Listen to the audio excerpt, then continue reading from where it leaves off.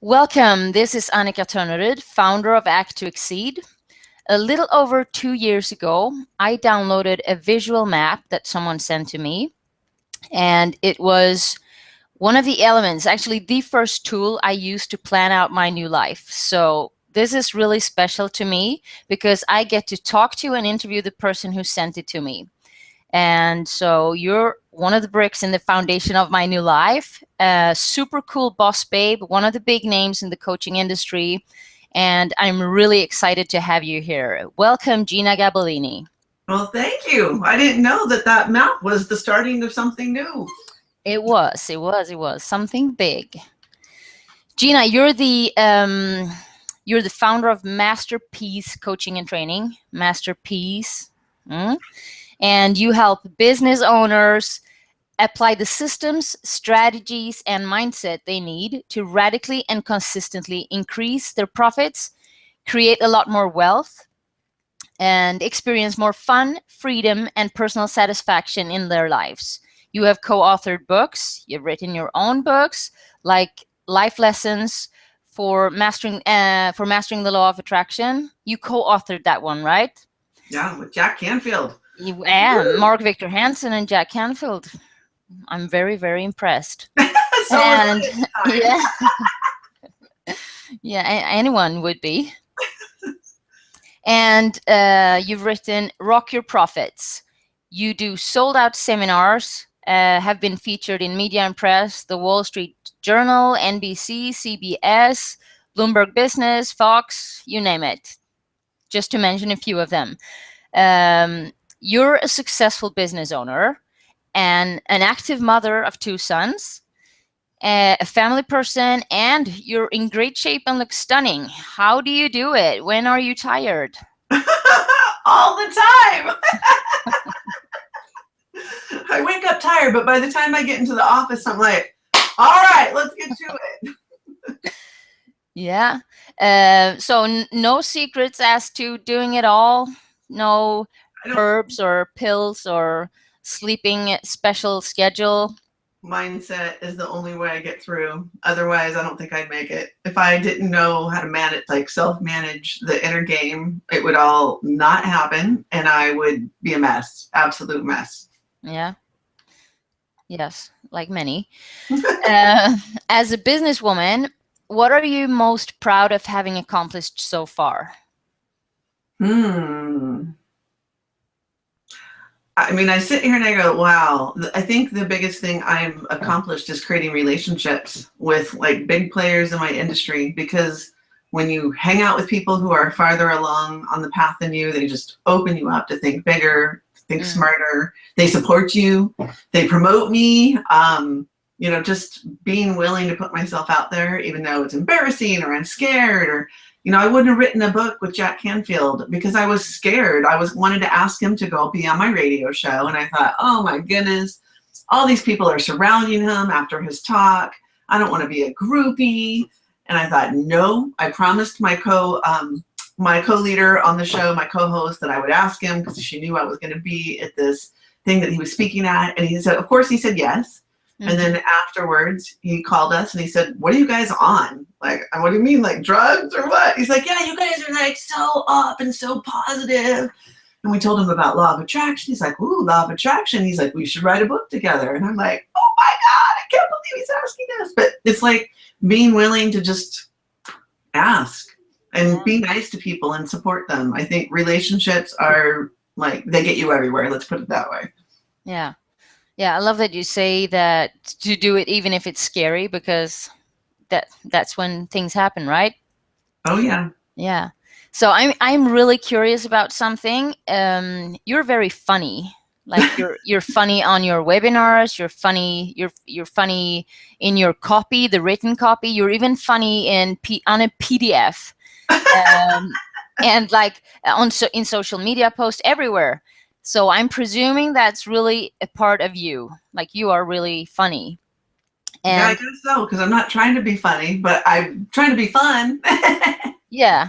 No, but funny, and in a real way, which not everyone can be, and not everyone, even those who are, sometimes don't dare to be, because it's not like, it's like considered, you have to be serious to be professional. And so, yeah, what Yeah. have you always used it as a part in your business plan? Uh, I think I started out that way, and then I was trying to be professional because specifically, I was teaching people about money and cash flow, and at the time I was in my late 20s, and I felt like a little teeny bopper, and I thought, are these people going to believe me if I just show up like I am and trust me enough to take my advice to go create wealth? Here's this girl coming in, and we're going to play some, rock tunes, and come to my seminar, we're going to have fun, and people are like, fun? No, we need to make money. This is serious. So I got some really great coaching to let my quirkiness and my unpredictability to come through. And I did it. I tried it as an experiment, and I had the most sales I ever had. And I thought, well, this is so much easier just being me and bringing all that, being eccentric in front of the room while I'm leading, leads people to, relax, really take in what they're learning. And there's a deeper connection, right, from my heart to theirs. So it all worked out. And luckily, I was supported in that way earlier in my career. Yeah. Okay. Okay. What's your best advice to someone who's building a business and is stuck in the mindset that they have to work really, really hard? That is bullshit. Okay. Yeah. So the more serious we are, the more working hard, not to say I love working. I work a lot, but I don't feel like I'm like, oh my God, that was so hard. And when I do feel that way, I know it's wrong. It's like, I know I'm going in the wrong direction. And not to say that I don't slip into that, because sometimes you do, especially if I'm having a big launch and there's deadlines. But the more relaxed we are, the more fun we're having, the more connected we are to our inner guidance, which is our best, the best inner business expert on the planet. Yeah. So if we're serious and we're working hard, and it's like, feels like we're putting in the blood, sweat, and tears, then pretty much we're not going to have a good time doing it, and we're not going to have the best ideal outcome, because you can't have a best ideal outcome when you're stressed out. You don't attract the people, the resources, the support that you need. Your ideal clients aren't attracted to you when you're wigging out. Like, it's just like, like in my house, if mama's wigging out, like, everybody's like, let's stay clear of her. She's not a parent. She's having a meltdown. Yeah. If people don't know you're having a meltdown, energetically you're repelling clients. So we never want to feel like we are struggling and pushing hard. It just doesn't work. So let's say that someone has in their pattern to work hard because they had to for some reason at some point. And I'm not talking about anyone special, but let's say that, and even put pride in working hard. I worked so hard for this. I'm working so hard. Do you have like a super useful advice to how to break that pattern, like with a small first step? Well, I think the first step is the awareness that you're doing it, and asking, well, who's choosing to work hard? Is it me? Is it something I heard? Is it a circumstance in my past where I wasn't making enough money, so I would got in fear? So is fear driving this, or is abundance driving this? And so just to know, where is it coming from, without judgment. I mean, I do it too. I take fear-based actions. I have fear-based thoughts all the time. And then you go, oh, wait, I'm operating under this premise that I'm not going to get what I want. Like, I'm making up a story about my future that's not true. And because I'm playing into that story, I'm taking actions that support me not winning, because I'm all of a sudden I'm scared and I'm tensing up and I'm protecting myself. So I think first step is awareness. 2, check in. What feels better, to come from abundance as if I'm going to get what I want on the other side, or do I want to keep playing small? And it's a choice. Yeah. If we choose to play small, at least we're aware now. And I guarantee, even if we're choosing it, we'll feel a little bit lighter, because we're doing it a true choice rather than just a default mode that we slip into unconsciously. So my favorite question is not how much can I get done or how hard can I work, but how much fun can we have? How easy can I let this be? I mean, just those simple questions change everything. Like, oh, easy. Oh, what sounds fun? Like, I was looking at everything I offer in my business the last couple of months, really trying to feel into it. What do I want to do? If I could do anything I wanted next year, would I still be offering all the same programs and classes? I thought, well, these are cool, and I like them, but if I could do anything I wanted, I would completely offer a totally different high-end coaching package for next year. And I started thinking about what would be fun to offer. And all of a sudden I thought, oh my gosh, I'm so excited. I want to offer it this year, but I already have something else promised. And I said, well, we're going to combine what I want to do next year. And even though some people already bought the thing I'm going to do this year, we're just do this nice mashup. And now I'm super excited. Yeah. So I think we just need to give ourselves permission to choose something different. What's easy, what's fun, what would turn me on. Changes the whole game. Yeah. All right. So motherhood, parenthood, being a business owner and working hard. How do you ever find it challenging to let go of work when you're with your family and like be present, or is that just all natural to you? No, it's not natural. I do it just because I had to. Otherwise, I knew I was going to just go berserk. So I think I'm constantly letting go. Like this weekend, I thought that I was going to have like 2-3 hours alone yesterday. And I thought, that's not going to happen now. Darn it. I was really attached to getting this one thing done because I wanted the space to be creative. I thought, all right, I'm not. So now I have a 5-year-old that's going to be with me. What do I want to do? What sounds fun? And we had the little best outing that was completely unplanned, but I had to let go because there was disappointment. Like, hey, I was going to have the house all to myself and I was going to get to work on this thing. And so I think once I make a decision to be with family, I'm usually all good. But I've always noticed, even years ago before I had kids, I had a small dog. And I remember thinking, oh, I got to go take the dog for a walk because I'm in a hurry. I have a call coming that I need to be on this appointment. And I noticed if I was trying to rush the dog, this little 16-pound dog would pull on that leash going, no, we are not walking fast. We are stopping right here. And I was like, come on. And I'm like, oh my gosh, I'm like yanking on a little 16-pound dog. And all of a sudden she's become like 150 pounds. She's like, you will not pull me. We will not rush. I thought, she's reminding me. I have this agenda where I'm pushing. So I mean, I'm getting a lot better at it, but in the beginning I was terrible. I was just fighting it. I was tired and my babies weren't sleeping.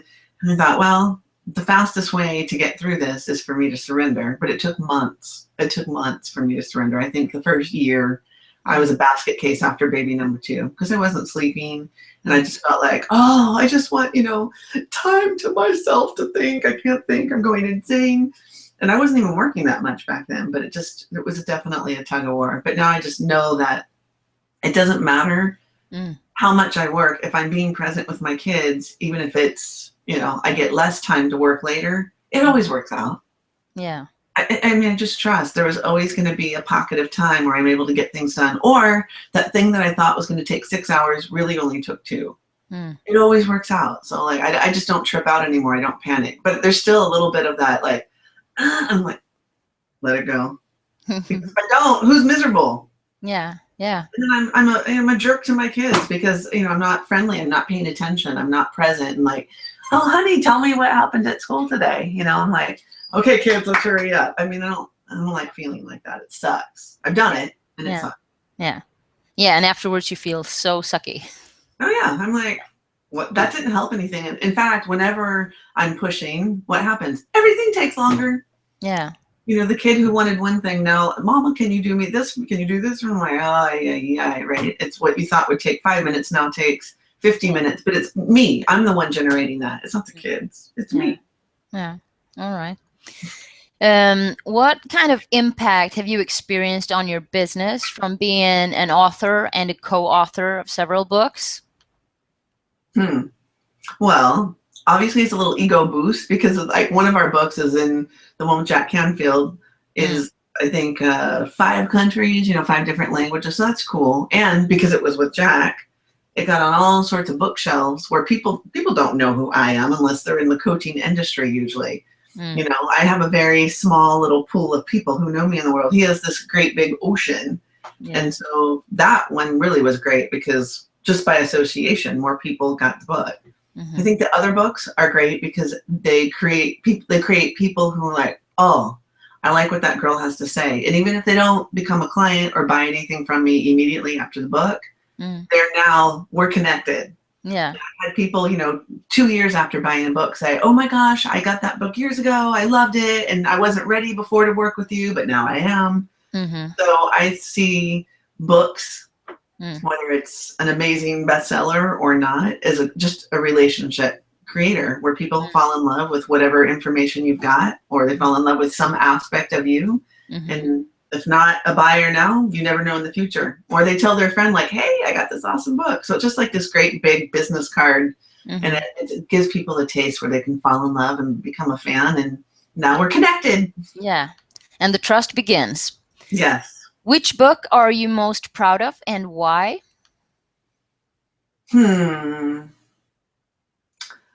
Of course, I loved doing the book with Jack, and it was fun, but there was a lot of pressure in that book because we'd been talking about it. There was a bunch of red tape, and when the time they said, okay, go, there was 3 months to write this book, which was a lot of pressure, and I was right when I was going on vacation, so it wasn't like a happy experience. Yeah. It didn't feel easy. I love the end. The book is amazing, and it's a very transformational book because there's a lot of coaching, there's a lot of exercises, but I think the book I'm proud of is not necessarily because of the impact it makes, although people freaking love the book, was 10-minute Moneymakers. Because I thought, I don't know, I had the inspiration to write a book. And I'm like, are you crazy?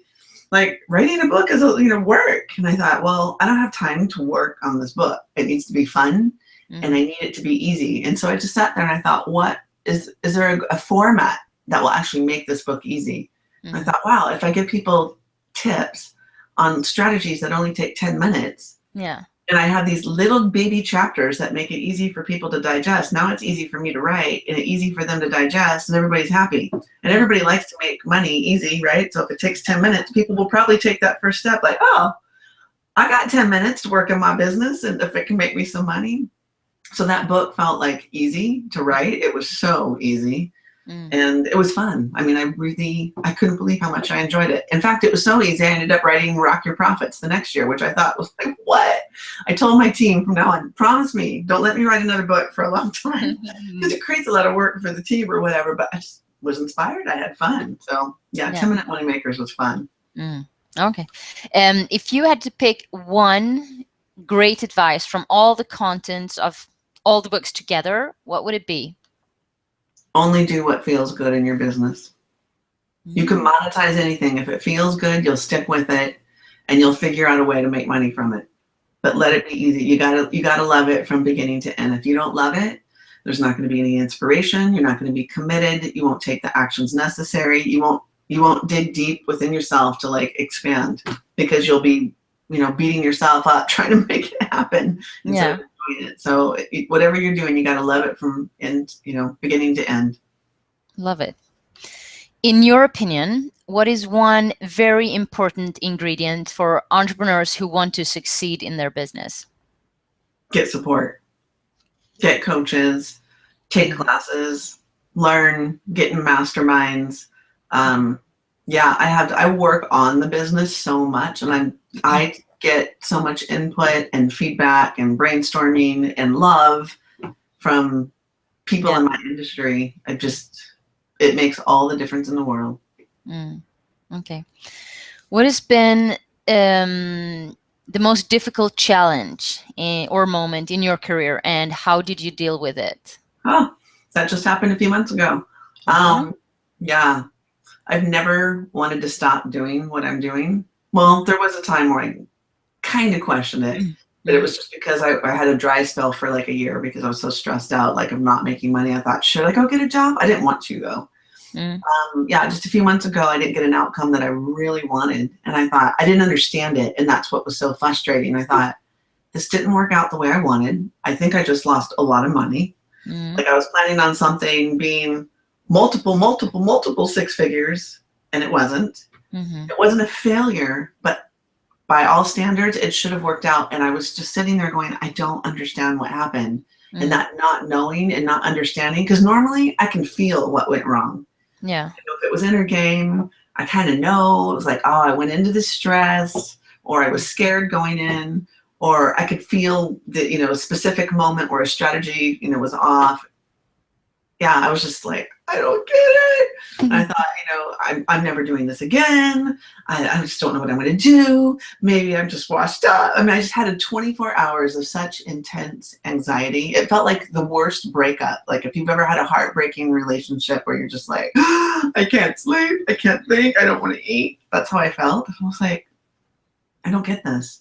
And then, of course, I slept on it after I finally got to sleep. And I woke up and I said, all right, let's get the learning from this. Let's figure out what happened. And of course, now that I'm on the other side, I'm so appreciative that the breakdown happened because of it.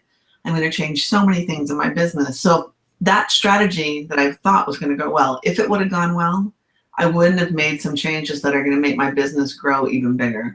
So it was hard to see in the moment. Yeah. But clarity is king, right? So once I had the clarity and I got feedback and I dug deep, it's like, okay, it's so clear now why that failed. Well, it didn't fail. I shouldn't say that. It just failed by the standards that I had set. Yeah. It wasn't a failure at all. But that's the other thing. I was so into this as a failure. So obviously I was very attached to my outcome. So whenever you're attached to an outcome, it never works out well. Yeah. Okay. What is the best part, the absolute best part about your job?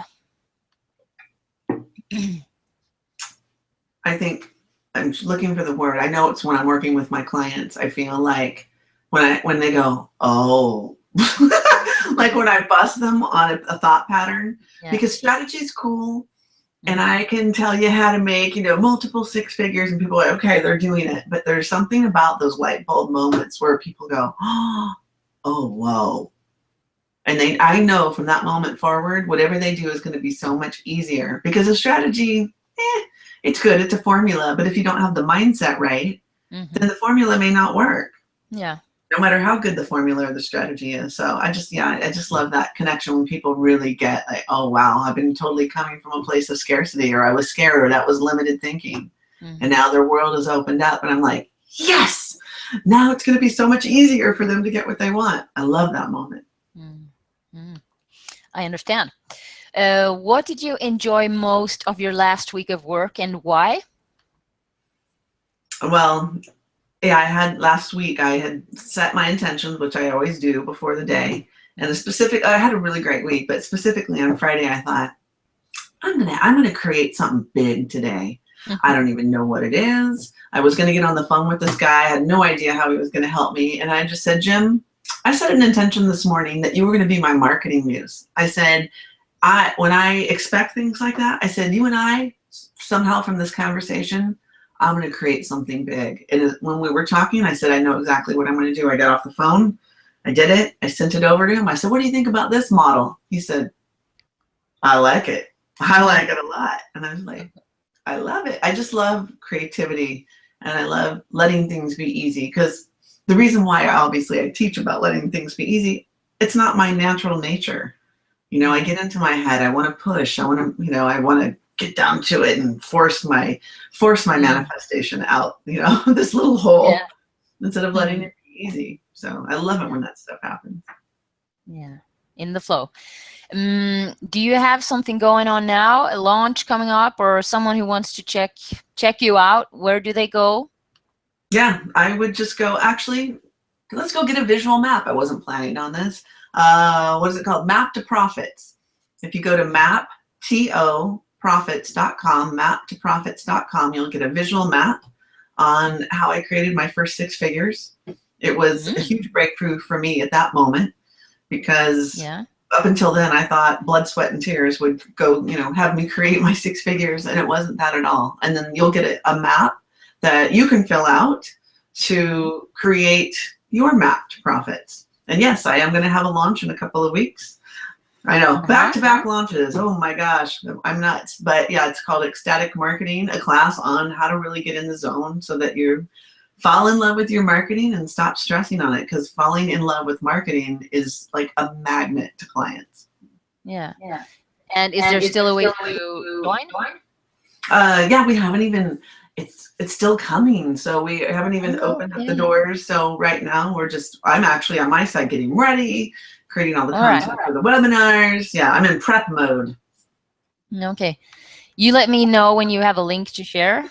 Okay. And I'll see, and I'm going to go and do a next map. This was the one I did 2 years ago. Awesome. I love it. I'll keep it forever. All Great. right. So I'm going to ask you now 10 quick questions, and I'm going to shoot them at you. Are you ready? I'm ready. All right. What is your favorite thing to do to have fun? Water ski. Oh, yes, I like that. Can you share something most people don't know about you? I tell all. Are you really good at water skiing? I'm decent. I mean, I've been doing it since I was little, but. Okay, so you're probably really, really good then. Okay, but come on, tell us something that people don't know about you. Honestly, I just don't know. I just used to be crazy. My favorite thing that we used to do, like, I still do it once in a while. When trains go by when we're water skiing, we, pull down our pants and stick our butts out. Hang BAs. Yeah. All right. What's your favorite book and why would you recommend it? Oh, I don't know if it's my most favorite, but definitely Life Changer, Conversations with God. It's when I really started connecting with knowing how to tap into my own inner guidance, because I thought, well, if this guy can talk to God, why can't I? Hello, I want some answers. Yeah. If you were a star in a blockbuster movie, would it be a comedy or a Bond movie? Bond. Bond, James Bond. Would you be like the nice chick or the bad one? I would probably be the bad one. How do you stay in shape? Workout, walk, paddleboard, water ski. What's a skill you'd love to have without any effort? I would like to be better at water skiing, for sure. Okay, you have to pick something else.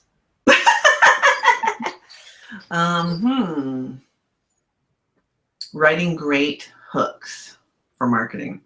Even better, I should say. I think I'm decent, but I think you're really good. Crush it. Okay. What part of the Earth that you haven't been to yet would you like to visit and why? Norway, to see the Northern Lights. Oh, that I've done, and it's beautiful. You should go. If you could pick any person to have dinner with, who would it be and why?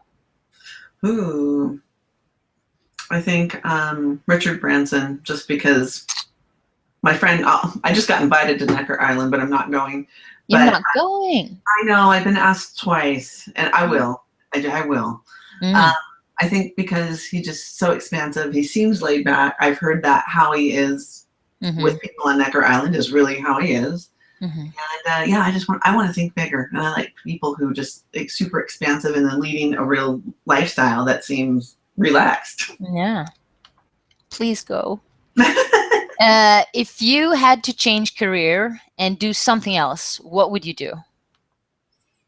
Oh man, I'd probably open up a retail shop or a restaurant or a bar on an island. Yes. And that would be Necker Island?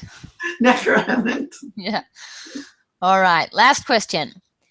What's the best gift you have ever given to someone? Well, I just gave my mom a really great gift. She hasn't received it yet, but I collected, my brother passed away, I don't know, a few years ago, and I'm a collector of memorabilia. So I got a bunch of stuff that was my brother's. Yeah. And some baby stuff, and I gave it to my girlfriend, who is just this amazing artist, and she's going to create these, I don't know what she's going to create, some cool kind of medium. She's going to surprise us, and she's going to make this tribute piece of art that was, all my brother's stuff. So my mom is going to pretty much flip out. Yes, that is a nice gift. So to end this, what words of wisdom would you leave behind if you only had one more opportunity to share your message with the world? Who you are is enough. Who you are is enough. That's beautiful. Jeanna, this was awesome. Thank you so much for taking the time. And I'm going to send you a special kiss for you actually, I don't know if you remember, but you actually did a little shout out for me when I launched my first book, The Last Single Mom, and you shared it on your social media. So anyone who launches their first book knows how much that means. So thank you, thank you, thank you. Thank you for everything. And I can't wait to watch that Bond movie. Awesome. Well, this was fun. Thank you. I like your 10 questions. Yeah. Thank you. Take care. Bye. Bye. Bye. Bye.